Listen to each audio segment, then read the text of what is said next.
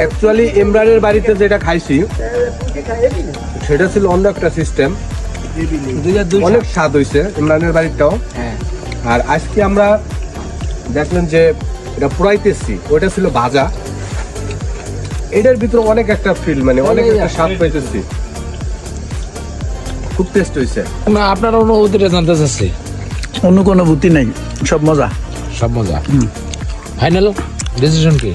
আমার অনুভূতি একটাই, আমি আরো 2 পিস খাবো। আচ্ছা, তো আপনি নিজেরা তো রান্না করলেন আসলে কি? দাদু খাওয়ার সময় বেশি কথা কইতে হয় না, বুঝছো? আচ্ছা। আগে কায়া লই পরে কথা কমু।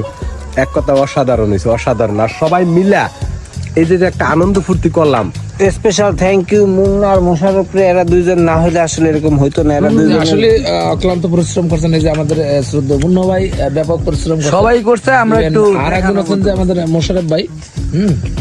কি জানি চাচা